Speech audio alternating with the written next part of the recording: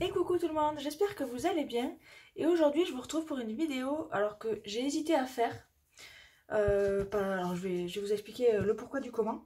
En fait j'ai été contactée par une personne qui s'appelle Lola Dupont il me semble, sur Instagram pour être publiée dans un magazine de scrap. Donc elle m'a contactée il me semble en octobre-novembre. Et à la base je devais être dans le magazine spécial vintage, puisqu'en fait c'est le tuto pour faire ce tag là qui a été choisi. Donc il y a eu beaucoup de décalage, puisqu'en fait ce magazine là apparemment ne se fait plus, en fait ils ont décidé de l'arrêter. Du coup ils m'ont transféré dans Carte et Scrap Facile. Donc je vous montre ce magazine là parce qu'en fait quand il est vendu celui-ci, ils sont vendus ensemble. Donc voilà. Donc mon tuto est dans ce magazine là. Et donc, on vous y montre comment... en fait, ils font un pas à pas. En fait, ils nous contactent. On n'a rien à faire. Ils disent, ils nous demandent, est-ce qu'on peut faire un tutoriel avec une de vos vidéos. Donc, nous, on a juste à dire oui ou non. Et après, le magazine s'occupe de faire les captures d'écran de la vidéo et d'écrire le contenu. Donc, moi, j'ai hésité à faire cette vidéo parce que effectivement, je suis très contente d'apparaître dans un magazine. On m'a contacté, je suis super contente. C'est hyper gratifiant quand on fait des vidéos.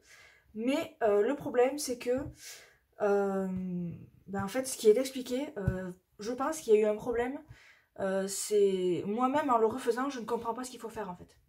Donc, je suis un tout petit peu embêtée parce que, en fait, pour moi, c'est mal écrit. Et ils auraient au moins dû nous demander notre avis ou... je sais pas, nous donner notre avis, enfin qu'on donne notre avis ou qu'on dise oui c'est bien ça ou pas quoi. Donc je vais vous donner des exemples très précis. Et du coup voilà, donc c'est pas une vidéo pour râler, c'est plus, alors je suis très contente, mais voilà, attention revers de la médaille, je pense que si on me redemande s'ils peuvent prendre un de mes tutos, en fait je pense que je dirais non, ou que je demanderai à avoir un visuel avant que ce soit publié, parce que pour que ça donne ceci, ça m'embête un petit peu. Également, j'ai envoyé des photos HD du tag mis en situation avec un rosier, etc. Un truc un peu joli. Photos HD. Et en fait, ils ne les ont pas du tout utilisées. Et ils ont mis des photos floues, des captures de la vidéo. Donc ça aussi, ça m'a un tout petit peu embêtée parce que j'ai fait des jolies photos, je me suis embêtée à les envoyer, etc. Au final, elles n'y sont pas.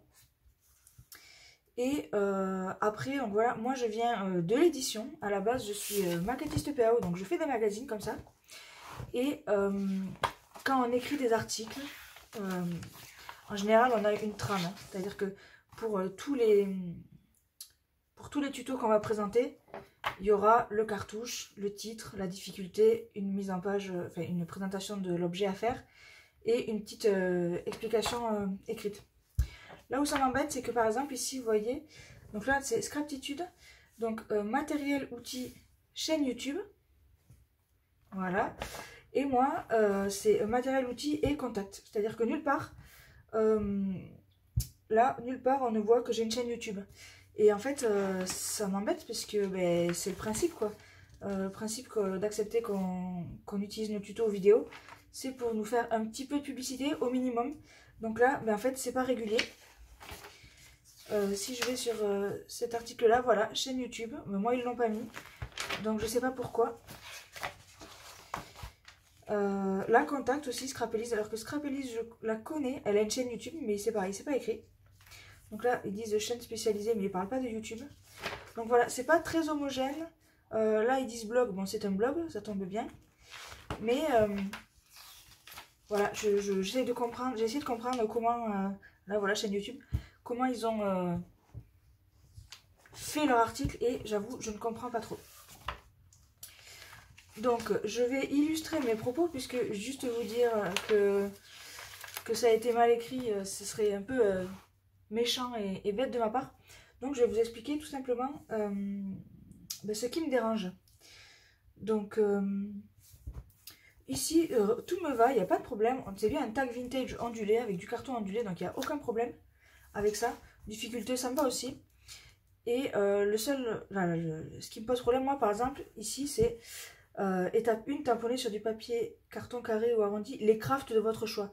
Alors, moi, je sais pas vous, mais tamponner les crafts, pour moi, ça ne veut rien dire. Enfin, je sais pas si la personne qui a écrit ça est du monde du scrapbooking, mais tamponner les crafts, franchement, je ne comprends pas.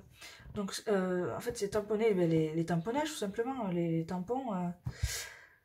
Voilà, donc je comprends pas trop le tamponner les crafts de votre choix. Bon, à la limite, c'est peut-être un terme que je ne connais pas, je ne sais pas. Hein. Mais voilà, là je comprends pas personnellement. Quand je lis ça, je comprends pas la phrase.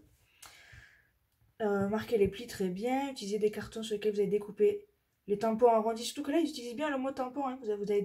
Sur lesquels vous avez découpé les tampons arrondis comme pochoir pour appliquer de l'encre sous forme ronde. Alors, oui et non, utiliser les cartons. Effectivement, moi j'ai utilisé une chute de papier couleur craft. Donc, utiliser les chutes de papier sur lesquelles vous avez découpé les tampons pour faire un pochoir, effectivement, là, ça m'irait plus.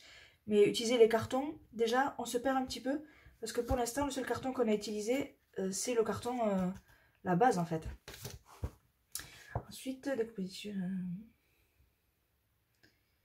Donc là, pas de souci, tout me va. Je vais juste vérifier que vous voyez la page entière, très bien. Et là, alors, va falloir m'expliquer ce qui s'est passé. Plier la base de carte à 2 cm des extrémités gauche et droite sur la largeur. Alors, j'avoue, je ne comprends pas, puisqu'en fait, la seule chose que l'on fait ici, c'est faire un petit assemblage avec les papiers et avec des morceaux de papier, des chutes de papier. Donc cette phrase-là, pour moi, elle doit venir d'ailleurs, ça doit être un oubli, je ne sais pas. Mais voilà, si vous nous faites relire, il n'y a pas de problème, nous on vous corrige, enfin, il n'y a pas de... Il n'y a pas de souci, on s'embête à faire des tutos précis, c'est pas pour voir ça, quoi. Moi, franchement, je suis déçue. Donc, voilà. Tamponner avec les matrices de votre choix sur du scotch. Alors, encore une fois, là, quand ils disent matrice, en fait, ils veulent dire les tampons. Alors, tamponner avec les tampons, effectivement, ça fait redondant si on le dit, mais tout simplement, tamponner avec les visuels de votre choix, peu importe, mais les matrices de votre choix, moi, ben, franchement, je comprends pas ce que ça veut dire. Donc le reste me va, il n'y a pas de problème. Là c'est bon, super. Là il n'y a pas de souci. Fabriquer un œillet, très bien, hein, pas de souci. Faites un nœud avec la corde, voilà, pas de souci non plus. Et je crois que c'est tout. Hein. Vous pouvez coller le premier montage avec le craft rond au milieu du papier cartonné. Oui, c'est ce qu'on peut appeler le montage, donc effectivement j'ai pas de problème avec ça. Orner avec des perles, très bien. Fleurs en papier, très bien. Et donc la dernière phrase, pour la touche finale, accrochez une chaîne sur le ruban que vous avez attaché sur le trou en haut du papier cartonné, donc très bien. Ici vous voyez j'ai mis une chaînette avec une petite clé au bout. Et laissez la clé suspendue, mais veillez à ce qu'elle reste au niveau du petit cadre inférieur pour ne pas l'encombrer. Alors j'ai beau l'avoir fait moi-même, je ne comprends pas ce que ça veut dire. Veillez à ce qu'elle reste au niveau du petit cadre inférieur. Du petit cadre inférieur. Disons que c'est un objet suspendu, donc en fait c'est le principe de cet objet là c'est de vivre, hein. Là je vous le mets en position comme ceci pour faire une photo, vous voyez, mais je ne vois pas l'intérêt de détailler ça par une phrase qui pour moi ne veut rien dire non plus. Donc voilà, merci Lola de m'avoir contacté pour utiliser un de mes tutos, mais j'avoue que si c'était à refaire, j'aimerais qu'on me consulte sur ce qui est écrit, quoi. Parce que franchement, il y a des phrases qui ne veulent rien dire et qui n'ont aucun rapport avec ce qui est fait là, justement. Donc, voilà pourquoi j'ai hésité à faire cette vidéo. Parce que, oui, les gens diront, te plains pas, t'as de la chance d'être passé dans un magazine, etc. Mais voilà, je suis désolée, moi j'aime vous faire des vidéos où c'est bien expliqué. Il y a des fois, je coupe et je réenregistre parce que je sens que quand je parle, c'est pas clair. J'aime bien quand c'est nickel. Et là, je suis désolée, mais c'est pas nickel. Et voilà, donc ça m'embête un petit peu. Donc effectivement, j'ai de la chance. J'ai été contactée pour participer à un magazine. J'en suis très contente. Mais je ne sais pas si je le referai. Du coup, voilà, n'hésitez pas à me dire ce que vous en pensez. Si vous avez acheté le magazine, n'hésitez pas à me dire aussi en commentaire. Il y a beaucoup d'autres scrapeuses que je connais en plus, donc c'était hyper sympa à regarder. J'ai pas lu tous leurs tutos parce que moi franchement je regarde les vidéos sur YouTube, j'avoue. Voilà, Scraptitude je connaissais de nom, je suis jamais allée voir. Douceline aussi, je crois que j'ai dû passer 1 ou 2 fois sur sa chaîne. On a qui d'autre? On a Scrap with Steph que je ne connais pas par contre. Démonstratrice Stampin' Up. On a beaucoup, alors il y a beaucoup de Scrapitude dans ce magazine, ils ont fait beaucoup de tutos avec elle. Miss Scrap 89 que je suis également sur YouTube. Ici on a encore Scrapitude. Scrap Elise du coup que je connais de nom, où j'ai dû aller voir. Atelier scrapbooking.fr, je ne suis jamais allée voir, je pense pas. Miss Scrap, je connais aussi, je suis abonnée à sa chaîne. Donc après on a un cahier de découpe. Hop. Scrap Suite, alors Betty qui est adorable, franchement, qui fait des vidéos à une cadence assez hallucinante, je trouve ça vraiment impressionnant. Bravo pour ton travail, franchement, Betty. D'ailleurs, j'ai vu que tu avais fait une vidéo sur le magazine. Donc voilà, Scrap Suite. Scrap with Steph encore. Ici, on a encore Scrapitude. Hop, Scrapitude.